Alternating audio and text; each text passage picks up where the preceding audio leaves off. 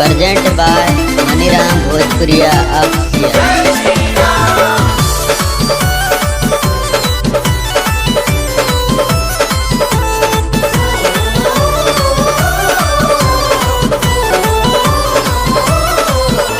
अवध में दर्शन पाना है, राम मंदिर बनवाना है।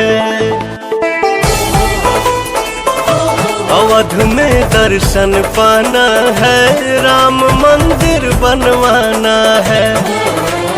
मुकुट बनाना है, लाल मोती जड़वाना है।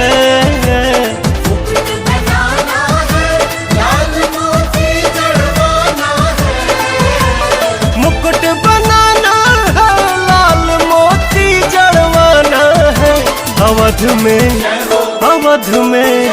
अवध में नाच के गाना है, राम मंदिर बनवाना है।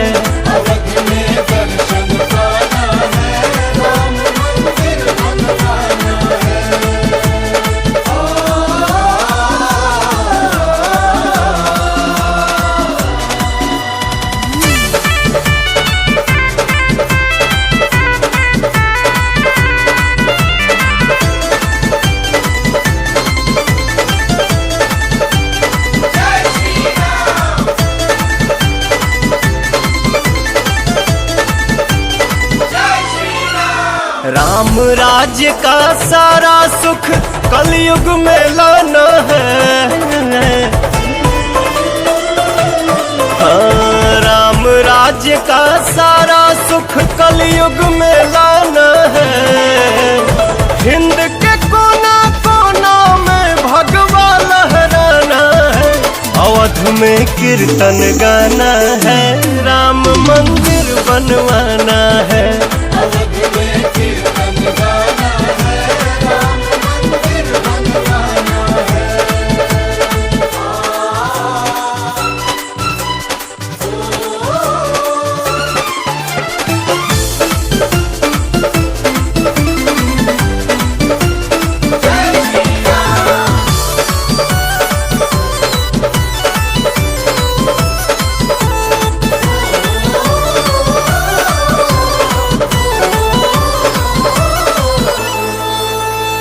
पावन यहाँ की माटी माथे पे लगाना है।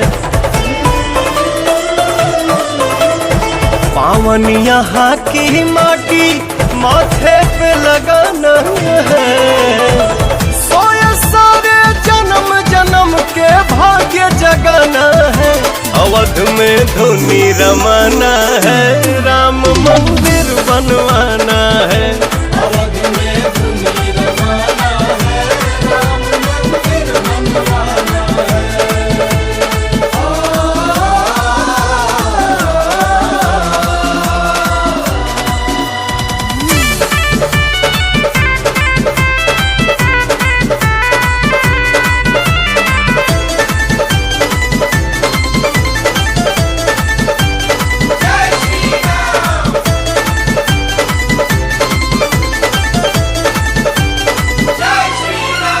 राम लखन संग सिया दुलारी देख जुड़ाना है।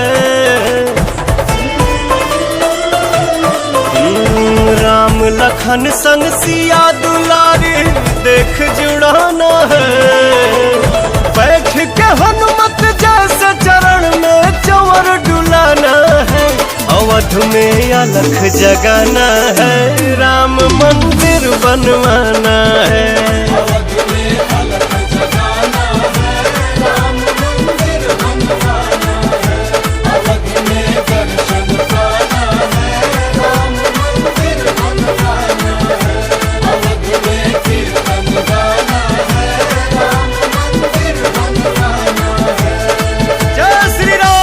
प्रेजेंट बाय मनीराम भोजपुरिया ऑफिशियल।